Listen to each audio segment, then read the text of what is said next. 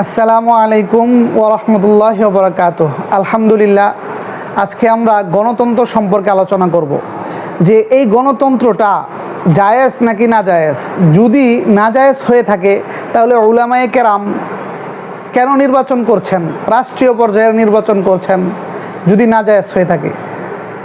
আর দুই নাম্বার কথা হলো, সাহাবায়ে কেরামের যুগে এরকম সিস্টেম ছিল কি না। খলিফাতুল মুসলিমিন যারা হয়েছিলেন রসুলের পরে, তারা কি দুইজন দাঁড়িয়েছেন, দুই বা একাধিক দাঁড়িয়েছেন, যে অন্যান্য সাহাবীরা ভোট দিয়ে যাকে জয়যুক্ত করেছেন, বেশি ভোট পেয়েছে যে সে প্রধান হয়েছেন, তিনি খলিফাতুল মুসলিমিন হয়েছিলেন, এমন কি কোনো নজির ইসলামে আছে? যদি নাই থাকে তাহলে এই পদ্ধতিটা, এই সিস্টেমটা আসলো কোথা থেকে, এই বিষয়ে আসলে আমাদেরকে জানা দরকার। এখন যারা চেয়ারম্যান হতে চান তারা কি নিজেকে অহংকার কি প্রদর্শন করতেছেন? অহংকার মানে নিজে দাঁড়াইছেন মানে কি আমি যোগ্য এই পদের, এটা বুঝাচ্ছেন, এটা কি অহংকার নয়? আসলে এইগুলা প্রশ্ন আমাদের অন্তরে ঘুরপাক খায়। এই সমস্ত মৌলিক ধারণা এবং সঠিক না জানার কারণে আমাদের জেহেন এবং স্মৃতিপটে এইগুলা ঘুরপাক খেতে থাকে। সঠিক বিষয়গুলো আমাদের জানা দরকার। সাধারণ মানুষগুলো তো এই সম্পর্কে একদম অজ্ঞ, কিন্তু আমাদের ওলামায়ে কেরাম এবং বিজ্ঞ যারা ব্যক্তি রয়েছেন এরাও এই সম্পর্কে অনেকে দ্বিধায় পড়ে আছেন। কেউ একদম মনে করেন এটাকে পায়খানার সাথে তুলনা করতেছেন, আবার কেউ মনে করেন একদম জায়েজ, একদম আলা তবকার জায়েজ মনে করতেছেন। আসলে বিষয়টা আমাদের ক্লিয়ার হওয়া জানা দরকার। প্রথম কথা হলো, দেখেন, যখন দুইটা খারাপ জিনিস একত্রিত হয় তখন দুই খারাপের মধ্যে কম যে খারাপিটা আছে, উসুলে ফিকার একটা আছে, উসুল আছে, মূলনীতি আছে যে আহওয়ানুল বালিয়াতাইন, যে দুই খারাপের মধ্য থেকে যেটা একটু সহজ, মানে নিম্ন ছোট, মানে ওই খারাপের তুলনায় এটা একটু কম খারাপ, ওই খারাপটা তোমার গ্রহণ করতে হবে যখন বাঁচাটা অসম্ভব হবে। একটা বিষয় এটা প্রথমে মাথায় রাখবেন, প্রথম কথা। আরেকটা কথা হলো যে গণতন্ত্রর মূল কথা হলো গণতন্ত্র না জায়েজ, হারাম, একদম হারাম। আব্রাহাম লিঙ্কনের যেই থিওরি, সেই থিওরির যে গণতন্ত্র একদম হারাম। তাহলে গণতন্ত্র যদি হারামই হয় হুজুর, তাহলে আপনি কেন নির্বাচন করতেছেন? এই নির্বাচনটা কোত্থেকে আসলো? জায়েজ। প্রথম কথা দেখেন, গণতন্ত্রের প্রত্যেকটা বিষয় হারাম নয়। এই গণতন্ত্রর মূল কথা হলো হারাম, কিন্তু এই গণতন্ত্রের ভিতরে কিছু জায়েজ কথাও রয়েছে, কিছু জায়েজ মূলনীতিও রয়েছে, যেগুলো আমাদের অনুসরণীয়, যেগুলো আমাদের ইসলামিক কুরআন ও হাদিসের মাফিকও আছে। কিন্তু অধিকাংশই তাদের এই গণতন্ত্রের ভিতরে যে সমস্ত থিওরি রয়েছে সবই হারাম। আলোচনাটা শুনবেন, দালিলিক আলোচনা করতেছি। প্রথম দেখেন, আমরা দারুল উলুম দেওবন্দ, যেটা আমাদের মাদারে সনাত, যেটার দিকে আমরা সব পুরা বাংলাদেশ, পাকিস্তান এবং হিন্দুস্তান সব কিছু আমরা ওই ভারতের আমরা মুখাপেক্ষী, মুহতাজ, আমরা ওটাই হলো আমাদের সালাফ, ওটাই হলো আমাদের আকাবির। আমরা তাদের থেকে এলেম শিক্ষা করি। উনারাই হলো আমাদের মাদারে সনাত। দেখেন উনারা কি বলছেন, উনারার ওয়েবসাইট দারুল উলুম দেওবন্দ ফতুয়া, এটার মধ্যে দেখেন 58,391 নাম্বার একটা ফতুয়া এখানে এসেছে। সেই ফতুয়াটা বিস্তৃত আকার এসেছে, আমি সংক্ষেপে বলে দিচ্ছি। এই ফতুয়াটাই 6টা বিষয় নিয়ে আলোচনা করছেন, গণতন্ত্র সম্পর্কে 6টা বিষয় নিয়ে আলোচনা করছেন। এর মধ্যে তারা বলতে চাচ্ছেন গণতন্ত্রের মধ্যে 3টা বিষয় একদম স্পষ্ট হারাম, না জায়েজ, ইসলামের সাথে সাংঘর্ষিক। তার মধ্যে আবার মনে করেন 3টা বিষয় ইসলামের সাংঘর্ষিক নয়, আরও 3টে বিষয় রয়েছে যেগুলো ইসলামের সাংঘর্ষিক নয়, ইসলামের ভিতরেই রয়েছে। কোন 3টা? যে ওয়েবসাইটে লেখেন, এই ফতুয়ার মাঝে তেনারা লেখেন, একদম সিলসপ্পর সহ ফতুয়া, সেখানে লেখেন যে 1 নাম্বার, যে জনগণ ক্ষমতার উৎস। এই যে একটা থিওরি, ইনিল হুকমু ইল্লা লিল্লাহ, অথচ ক্ষমতার মালিক হলেন আল্লাহ। ক্ষমতার উৎস কখনো জনগণ হতে পারে? জীবনেও না। এই যে জামহুরিয়াত, যে একটা গণতন্ত্র, এটা যে ক্ষমতার উৎস তারা জনগণকে বলে, এটা স্পষ্ট কুরআন, হাদিস, ইজমা, কিয়াস সব কিছুর বিরোধী। এটা কখনো যে মানবে সে কাফের হয়ে যাবে। 1 নাম্বার কথা, কারণ ইনিল হুকমু ইল্লা লিল্লাহ, আল ইসলামু ইয়ালু ওয়ালা ইউলা আলাই। 2 নাম্বার থিওরি, তারা বলে যারা পার্লামেন্টের মেম্বার হবে তারাই আইন প্রণেতা, তারাই আইন করতে পারবে। কোরআন হাদিসের কোনো তোয়াক্কাই করা যাবে না, যে কোরআনে কি আছে না আছে এটা তারা দেখবেই না। ঠিক আছে, নাতি মিরাজ পাবে কিনা, তারা বলে নাতি নাকি মিরাজ পাবে, কিন্তু কোরআন হাদিসে নাই নাতি যে মিরাজ পায়। ওই দিকে যাচ্ছি না, যে এই যে একটা বিষয়, পার্লামেন্টরা হলো আইন প্রণেতা এরা ভাবে, অথচ আইন প্রণেতা হলেন একমাত্র আল্লাহ এবং রসুল। তারা যা দিয়েছেন আল্লাহ কর্তৃক, রসুল সাল্লাল্লাহু আলাইহি সাল্লাম যেগুলা দিয়েছেন, হাদিস এবং কোরআনে গবেষণা করে আমরা যে সমস্ত আইন পাই, রাষ্ট্র কিভাবে পরিচালনা করতে হবে, দেশ কিভাবে কায়েম করতে হবে, সেটা হলো আমাদের স্মরণীয় রসুল এবং আল্লাহ রব্বুল আলমিনেরটা। কিন্তু আমরা এটা কখনো মানি না যে কোনো চেয়ারম্যান কিংবা কোনো পার্লামেন্টের সদস্য তারাই আইন কায়েম করবে, ওই আইন নিয়ে আমরা চলতে হবে। এটাও যদি কেউ মানে, সেও কাফের হয়ে যাবে, সেও কুফরি মতবাদকে মানলো। 3 নাম্বার কথা দেখেন, আরেকটা বিষয় সেখানে রয়েছে যেটা সাংঘর্ষিক। যে কোনো লোক নির্বাচন করলে, চাই জাহেল হোক কিংবা আলেম হোক কিংবা একদম মেথর কাটিং কোনো লোক হোক, সেও যদি নির্বাচন করে ভোট পায়া জয়যুক্ত হয়, সাইন করতে পারে না, টিপ দেয়, এমন মানুষও কি করে নির্বাচন করে যদি অধিক ভোট পায়, সেও কি করতে হবে, সেও নাকি হয়ে যাবে, মানে আমির হয়ে যাবে। এটাও একদম ইসলাম এটাকে সমর্থন করে না। ঠিক আছে, আর 3টা বিষয় রয়েছে, যেই 3টা বিষয় ইসলামের পুরাপুরি সমর্থন করে। 1 নাম্বার, যে শূরাভিত্তিক সিদ্ধান্ত। ঠিক আছে, যে শূরাভিত্তিক সিদ্ধান্তটা কেমন, যে শূরাভিত্তিক সিদ্ধান্ত সকলের কাছে পরামর্শ নিয়ে একটা তারা কায়েম করে। এখানে একটা বিষয়, লক্ষণীয় বিষয় হলো, দেখেন শূরা পরামর্শটা এটা দুনিয়াবি বিষয় হতে পারে, কিন্তু উখরাবি আল্লাহ রব্বুল আলমিনের বিষয়ে কোনো পরামর্শ নয়। আল্লাহ এবং রসুল সাল্লাল্লাহু আলাইহি সাল্লাম হাদিস এবং কোরআনে যা আছে স্পষ্ট, প্রত্যেকটা মানুষের এটা মানতে হবে। প্রত্যেকটা মানুষ এটা না মানলে সে কাফের হয়ে যাবে, সে মুসলমান নামে থাকলেও সে মুসলমান নয়। কারণ আল্লাহ এবং রসুল হলেন শারিয়া, তারাই হলেন শরীয়ত প্রণেতা। কিন্তু পরামর্শটা করতে হবে একমাত্র দুনিয়াবি বিষয়।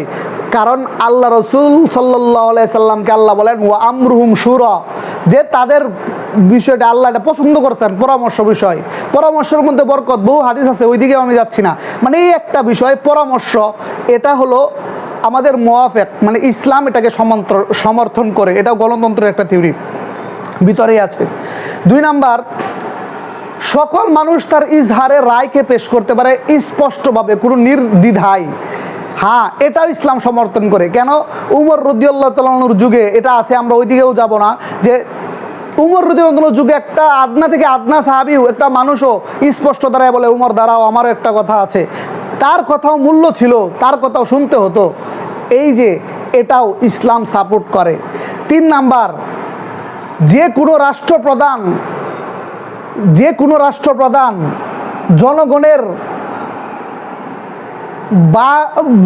জনগণের কথার মূল্য দিতে হবে, যে কেউ হোক। আর প্রত্যেকটা জনগণ ওই কথার, মনে করেন যদি বিরোধী হয়, বিরোধিতা করারও অধিকার রাখে, এবং সে অধিকার রাখে। হ্যাঁ হ্যাঁ, জনগণের জবাবদাহিতার স্বীকার করতে হবে। প্রত্যেকটা রাষ্ট্রপ্রধান জনগণের জবাবদাহিতার স্বীকার, মানে উল্টাপাল্টা যদি কাজ করে তাহলে জনগণের এখানে জবাবদাহিতার স্বীকার করতে হবে। তুমি অমুক টাকা কি করলা, জনগণ যদি এটা প্রশ্ন করে, এটা অবশ্যই রাষ্ট্রপ্রধানে সে এটার সলিউশন এবং সেটার জবাব সে দিতে বাধ্য। এটাও ইসলাম সমর্থন করে, এই 3টা বিষয়। তাই ওই ফতোয়ার লাস্টে তিনি বলেন, দারুল ইফতার ফতোয়ার দেওবন্দের, যে আমরা যেই নাজায়েজ 3টা বিষয় আছে, 3টা বিষয়কে হটিয়ে দেই আর 3টা বিষয়কে স্থাপন করি, তাহলেই তো আমাদের এটা সুন্দর হয়ে যায়। কেন? কারণ বর্তমান যেহেতু আমরা ডাইরেক্ট খেলাফত স্পষ্ট করতে পারছি না, খেলাফতটা কায়েম করতে পারছি না, তাই এইভাবে দেখেন আমাদের দারুল উলুম দেওবন্দ উনারা বলছেন, না আমার নিজের কথা না, কোনো বাংলাদেশের কোনো আকাবিরের কথাও না, এটা দারুল উলুম দেওবন্দের ফতোয়া। ঠিক আছে, ওনারাই হলেন আমাদের সালাফ আকাবির। ওনারা বলছেন যে ওই 3টা বিষয়কে বাদ দিয়া জায়েজ 3টা বিষয়কে নিয়ে তখন আমরা কাজ যদি শুরু করি তাহলেও জায়েজ হবে। এই বিষয়ে আমার একটা ফতোয়া লেখা আছে, একদম মুফতি মিজানুর রহমান সাইদ সাহেব হুজুরের আন্ডারে, এখানে একদম সিল সপ্পর সহ আছে, এটা আমি কমেন্টে দিয়ে দিব ইনশাল্লাহ। আর দেখেন এখানে আরেকটা বিষয় লক্ষ্য রাখতে হবে, আল্লামা এই এখন আরেকটা বিষয়, সেটা হলো এই যে সাহাবীদের যুগে যে এইভাবে ছিল না, সাহাবীদের যুগে তো ছিল যে কোনো খলিফাতুল মুসলিমিন হওয়ার আগে তার আগের যে খলিফা, সেই খলিফার কয়েকটা সিস্টেম ছিল। উনি কাউকে বানিয়ে দিতেন, কিংবা সুরা সিস্টেম করে দিতেন, কিংবা জনগণ হাতে ছেড়ে দিতেন ইত্যাদি।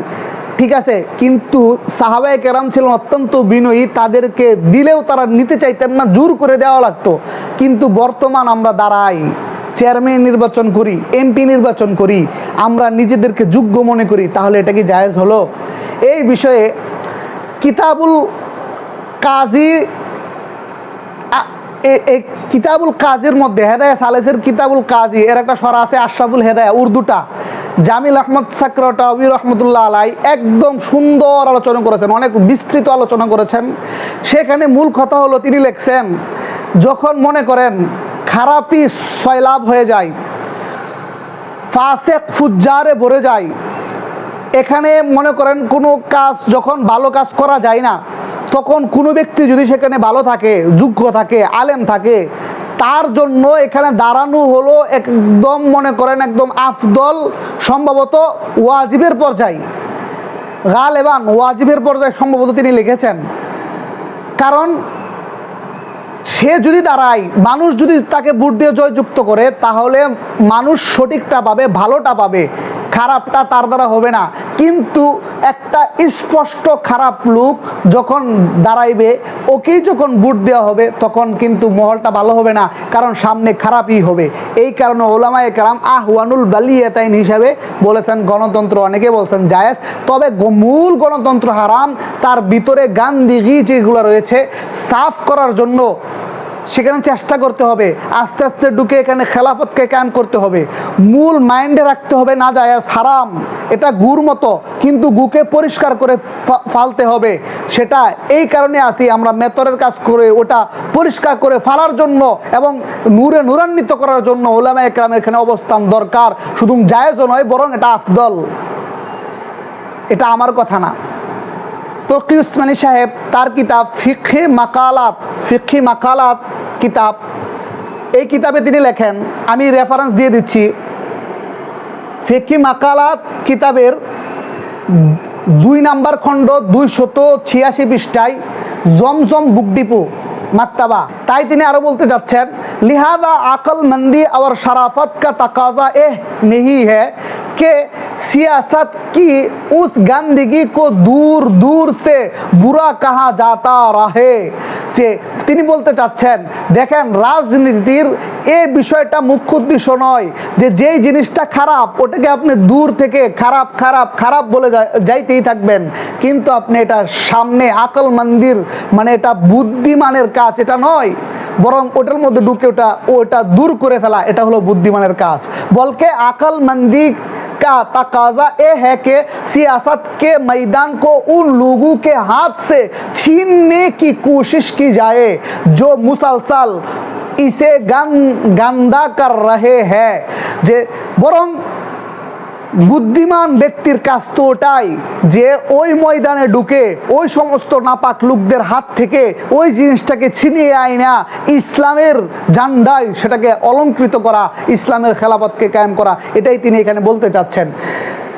ঠিক আছে, এটা ফিকহি মাকালাতের 2 নম্বর খণ্ড 286 নম্বর পৃষ্ঠা জমজম বুক ডিপু। এই মাক্তাবায় কি করছেন তকি উসমানী সাহেব স্পষ্টভাবে এটা বলে দিয়েছেন।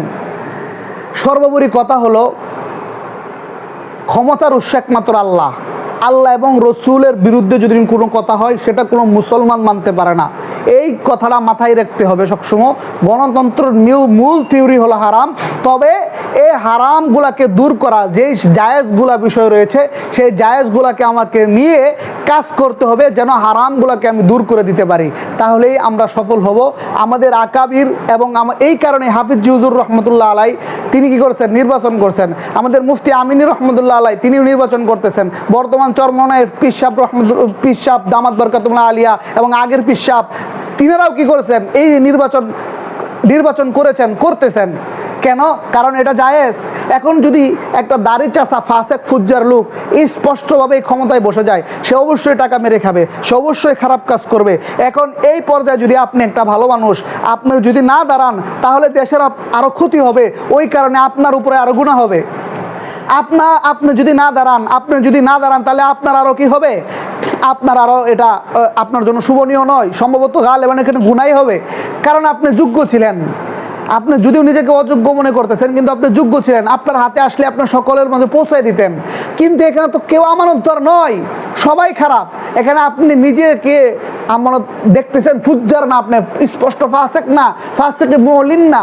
সেক্ষেত্রে তো আপনার দরকার ছিল এই কথাগুলা শুধু আমার না, তকি উসমানী সাহেব হুজুরের কথা এবং আমাদের উস্তাদে মোহতারাম মুফতি মিজানুর রহমান সাইদ সাহেবেরও কথা এবং আমাদের মাদারে এলেম দারুল উলুম দেওবন্দেরও কথা এবং আমাদের বিন্নুরি টাউনেরও ফতুয়া, একই সব কথা। তাই আল্লাহ রাব্বুল আলামিন আমাদের সঠিকটা বোঝার, আলেম ওলামা আমরা যারা আছি তারা তো অনেকে বুঝি এবং অনেকে বুঝেও না বুঝার ভান করি, এবং আবার অনেকে আছে একদম স্পষ্ট মানে এটাকে একদম নাপাক বলে, হ্যাঁ নাপাক বলবেন, কিন্তু এটা নাপাককে সাফ করার দায়িত্বটা আপনার নিতে হবে। সেই হিসাব করে আমরা ইনশাল্লাহ চলবো।